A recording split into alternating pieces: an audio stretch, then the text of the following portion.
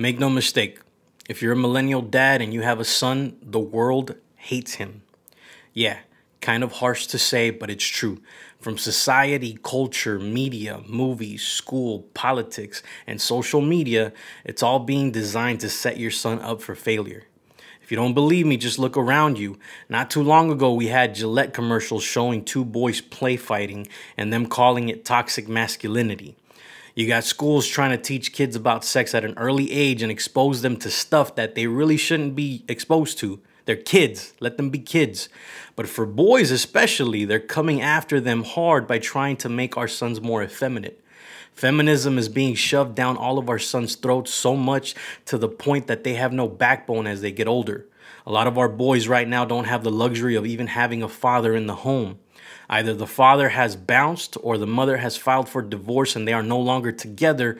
In a divorce case, you know who gets most of the power, right? The woman. The entire legal system is designed to let the woman win.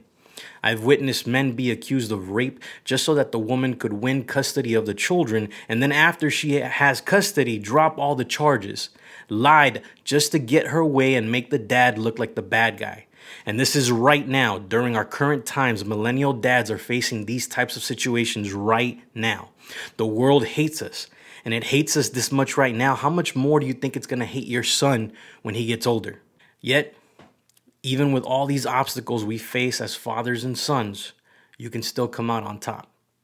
More importantly, you can still prepare your son to be well equipped for the world he will have to face when he becomes a man. And in this week's episode, I'm going to show you how. Let's go.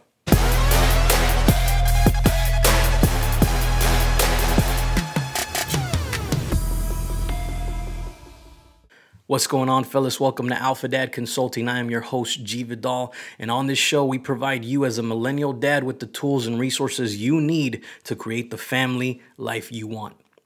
And in this week's episode, we are going over 5 ways to raise a son in a world that hates him. If you've been awake to everything going on in our world as of late, from society to the current culture, you know that everything has been designed to get rid of the traditional masculine man. Families are being torn apart left and right due to this very thing, and right now there's an agenda to come after not only your children in general, but especially our boys. Why? Well, it's because our boys are the future men.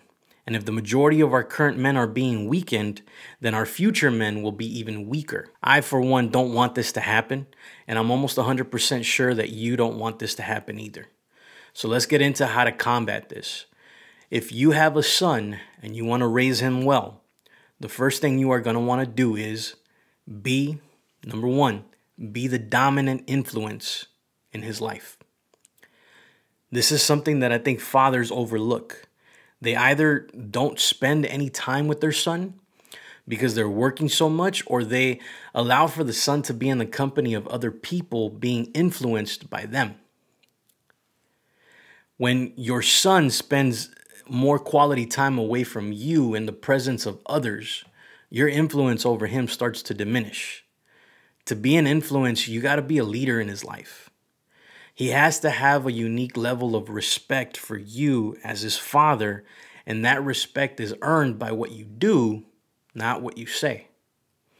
If you tell your son that you are going to do something for the sake of all that is holy, follow through on that shit. Even if it's the smallest insignificant thing to you, it can be extremely significant to him and have a lasting effect on the way he views you. I'm not saying you're not going to make mistakes. You're not superhuman.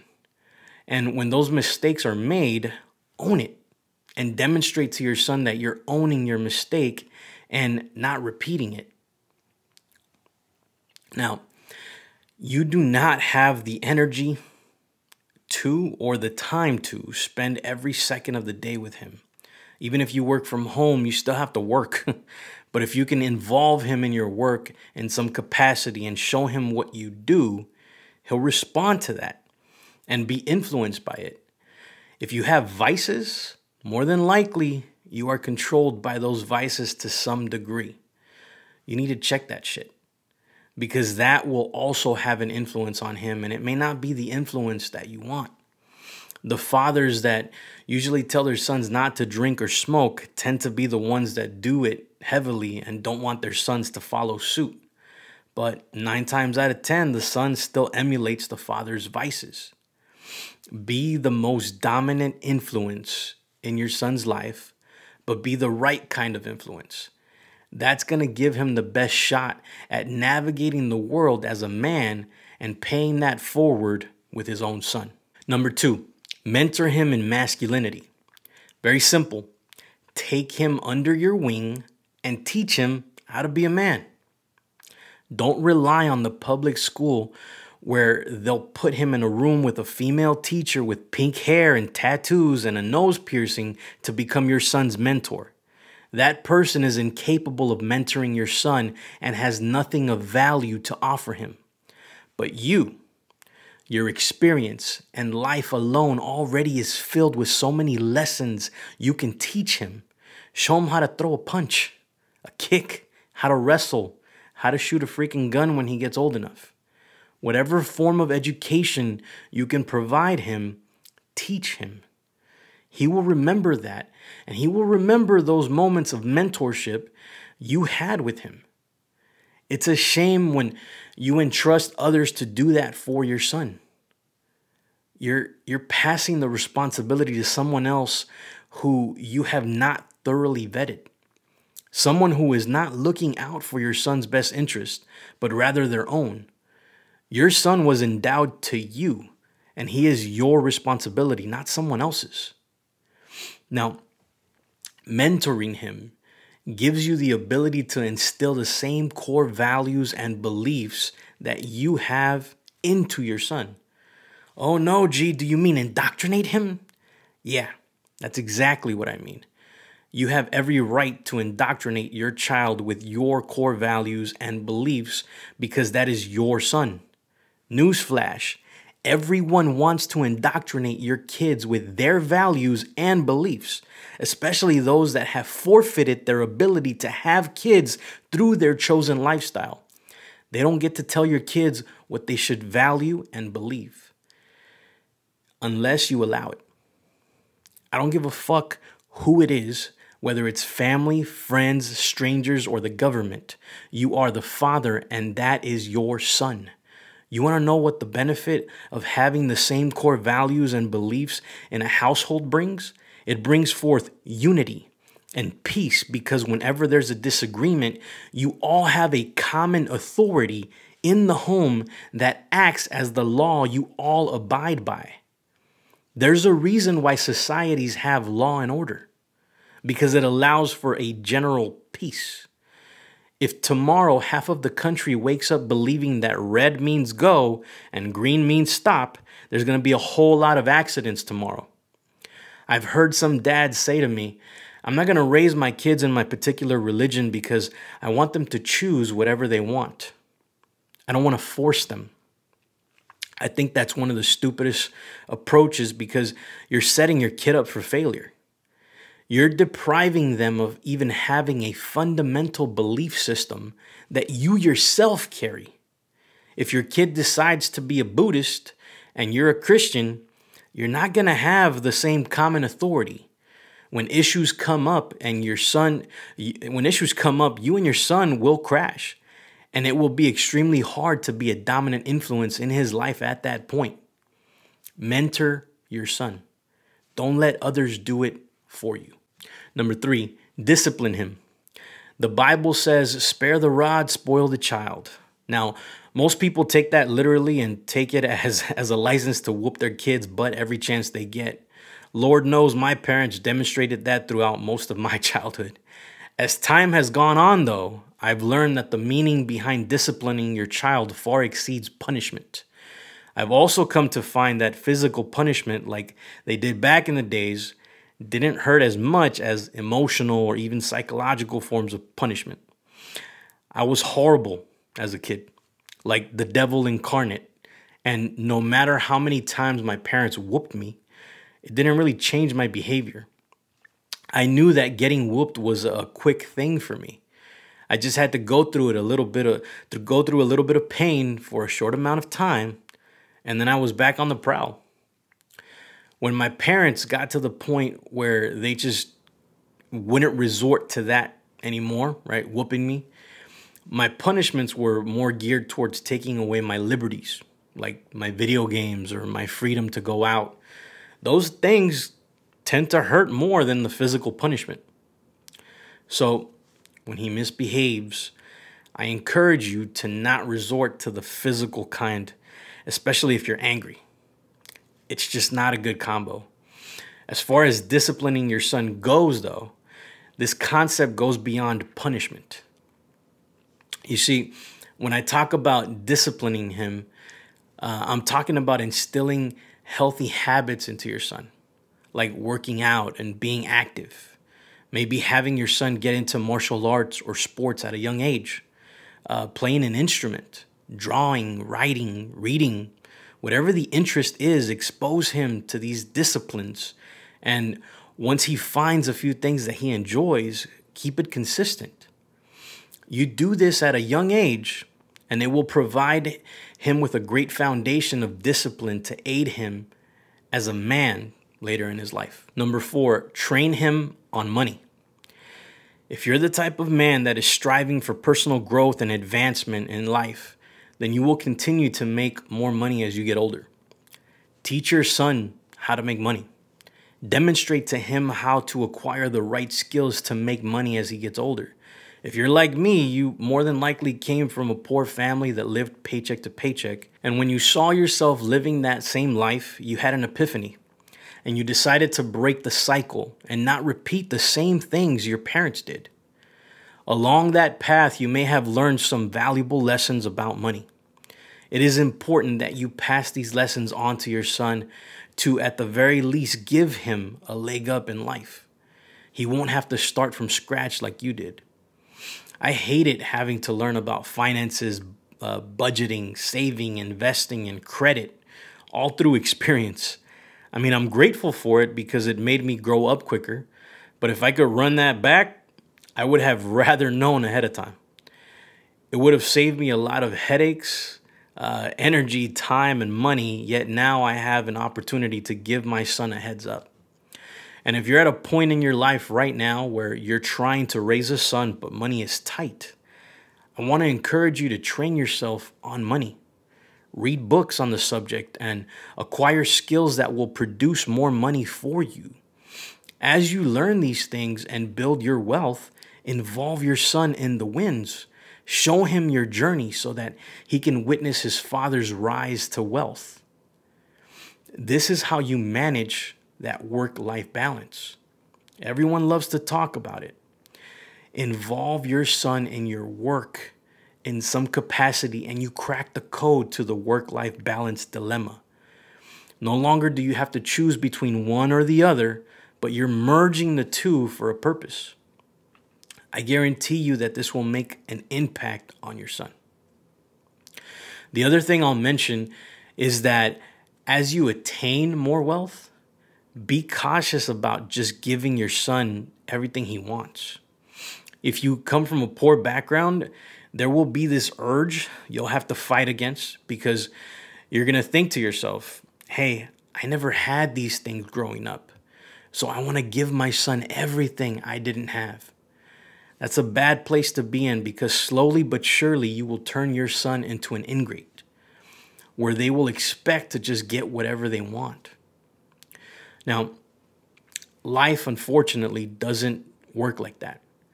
And you want to start teaching this lesson to your son early so that he doesn't become an entitled brat. Make him earn things by giving him jobs, craft a deal with him and make it like a business contract that he signs.